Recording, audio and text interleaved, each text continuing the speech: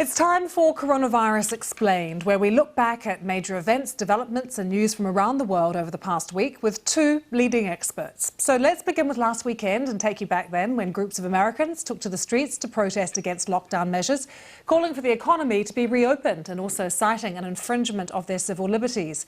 On Monday, Germany started to ease some of their lockdown measures, allowing some small businesses and shops to reopen, so long as they have hygiene and social distancing measures in place. On Tuesday, confirmed cases of COVID-19 passed 2.5 million globally. On Wednesday, the WHO director warned we have a long way to go. This virus will be with us for a long time. He also said some countries are only in the early stages, while others are already experiencing a second wave. On Thursday, human trials began for a coronavirus vaccine being developed by scientists at Oxford University. The team says it has an 80% chance of success.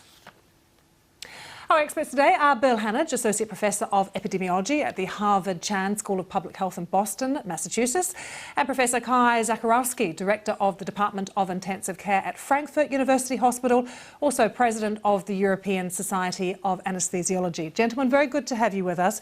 Bill, I need to start with you, and the big story today as we look through the week is, of course, President Trump talking about ingesting disinfectant. Your reaction when you heard that? I was shocked, frankly. Obviously, ingesting or injecting disinfectant is not safe. It is not an effective way to treat coronavirus or anything else. And I join the rest of the community in thoroughly rejecting those statements. How dangerous, potentially, is a statement like that from your president?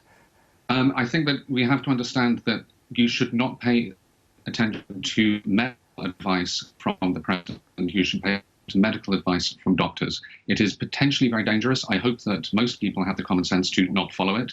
And I really hope that that's true of everyone who heard it. I really do. Kai, I wasn't going to ask for your reaction, but when I saw you lower your head in despair, I think I should give you the opportunity to. Yeah, no comment, because it's just stupid. I'm very sorry. It's dangerous. Don't do it, please. Can I ask you what life is like at the moment for you in the ICU at Frankfurt? How is it there? Well, it's almost like every day now. You just get used to it somehow, although when you see the many patients and the faces and the stories, it makes you really sad and you try your best to help them. But it's a daily business and there's nothing to complain about. The patients need help and then we try to do our absolutely best. And we also look around what is new, is there any new treatment around, is there anything in science, anything around the world which might help our patients. And we have good contacts on a European level through the European Society of Anaesthesiology and talking to our colleagues what can be changed. So what is looking promising? Tell us there's something, Kai. Yes, so what you have seen already on television at the moment, the most still promising thing is you have to move your patients on the ventilator. That means prone position, backwards, forward, and all these things. This is extremely important. But from a treatment point of view, in terms of medication, there's still a lot of experimental ways of trying to help these patients. Nothing has really been shown to be really superior. And we're still fishing in the pond in the dark as there are certain stages of the disease, and sometimes we don't know where we are with this disease. And I would compare it a little bit with like 20 years, 15 years ago when we were treating blood poisoning. There's so many stages of the disease, and you could have the right drug, but we might be at the wrong time with the patient. So that's the problem. I mean, Bill, one of the things we've heard since the very beginning is test, test, test.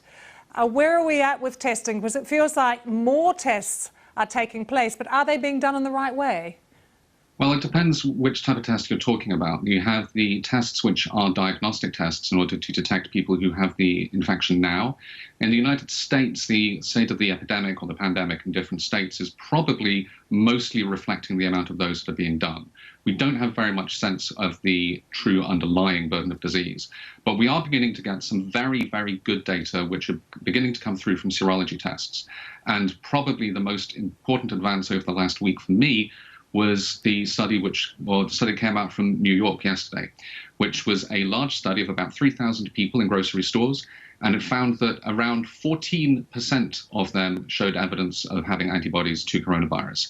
Now, I want to emphasize that these are tests which it's very important that those tests can distinguish between antibodies to SARS-CoV-2 and other coronaviruses.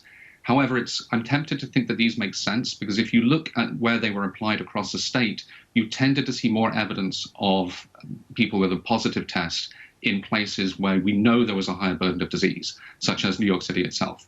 And that makes a lot of sense and is a very positive advance, I think, in our understanding of the state of the pandemic. So, Bill, then what are your thoughts about how South Korea has managed that? Because for the first time in 24 hours, they've had no deaths there.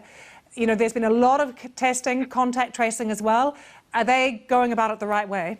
Yes, well, yeah, the South Korean model is one way of handling this, which is once you've managed to throw it out, you do a huge amount of contact tracing and testing and try and keep the cases very, very, very low.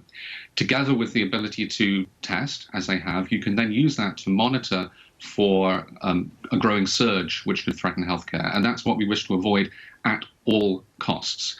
Now, other places, it may be harder to do that, in particular if you do not have the testing. I want to point out that it is true that we have a long way to go in this pandemic. If you're looking at the slowing and perhaps falling of the cases in your local neighborhood, wherever that is, or if it's on the up, note that when that has come through, you're still not going to have enough people immune in the population to be able to prevent another outbreak should we fully take our foot off the gas. Kai, as Bill was just saying, there is a long way to go. You're obviously treating a lot of COVID-19 patients, but in a usual day, patients who are suffering from many other things as well.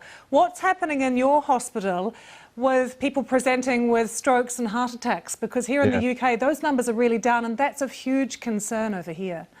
Yes, we have exactly the same situation. Obviously, we have more people non-COVID presenting problems which need treatment. However, because of the lockdown in Germany, what we have observed is we have a third less of strokes, and we have also less myocardial infarction. And people were arguing, saying, oh, the reason is because people are afraid of going to the hospital because they might attract a COVID-19 infection and going to die. But I have with some colleagues, we have a different opinion, a different idea on this. We believe because the last 4 weeks, the shutdown really caused, there are no planes anymore on the sky. You can really see the sky. You have no cars anymore. There's less stress. There's less movement. And we know that all these diseases, which usually people come to the hospital, is based on an inflammation of the vessels. And therefore, we believe less stress, all these things have a positive impact of less disease, at least in strokes and myocardial infarction. But as you said at the beginning, yes, we have separated the hospital in two parts. One is COVID, one is non-COVID, and we do all emergency treatment which is necessary, and the citizens of Frankfurt, they get their treatment. I can't wait to see a study or some research into the first points that you and your colleagues were making about the lockdown. Bill, when you think about the lockdown easing in some states in the US, what are your concerns? Would it be that it would be too soon and we could see another spike? Yes, I think that there is a real concern that we could see another spike if the lockdown is eased too much. And in particular, even worse, if we don't have sufficient testing, we wouldn't even be able to see the powder keg building underneath us if we're not actually looking for it. But would you be better prepared, or do you think that the virus could have changed as well? I don't think we need to postulate that the virus has changed very much. It seems to doesn't acquire a lot of mutations very quickly. I think the bigger concern is that we need to prepare healthcare, we need to prepare PPE, we need to prepare for, if you haven't seen a lot of cases, you need to do what Kai was just talking about. You need to prepare a non-COVID cohort such that you can keep the virus out of there because it could be catastrophic. I do just want to say one thing. I appreciated Kai's comments about low levels of stress over the last few weeks. I will point out that that's not been throughout the population. And some people like he and I have probably had a little bit more than usual. Yeah, and many people, frontline workers, absolutely more stressed. Absolutely. Kai, you're wearing a face mask, and Bill's just referred to PPE. Lots of talk this week all over the world about face masks and whether or not we should actually wear them all the time, or whether that will deprive frontline workers of the masks. Or like in Japan, where they do wear masks and many people feel protected when they shouldn't. It's a bit too much of a safety net for them. What's your view on masks? Yes, so it's a really difficult issue. What we have done in hospitals since 6 weeks, everybody has to wear a face mask. That's number one, and we believe that really made a difference because we have hardly any infection of stuff. Hardly any infection. In terms of in public life, we have the problem that lots of people don't know how to use them. And you can see it all the time. I just saw the other day someone trying to draw some money out of a machine, and the face mask was dropping down, the person was touching the keypad, touching back the face and so on. So it's all to do with how to use it right. So I believe the most important thing is keep your social distance, have basic hand hygiene, wash your hands, do not touch your face when you touch the door handle or whatsoever. These are the real important things so you can make a difference. Yeah, and it's continuing to do those things because I think everyone's feeling perhaps a sense of complacency now as well. Professor Bill Hannage, Professor Kai Zacharowski, good to have you both with us. Thank you for joining us. Good to have you with us too here on BBC World News. See you soon. Bye-bye.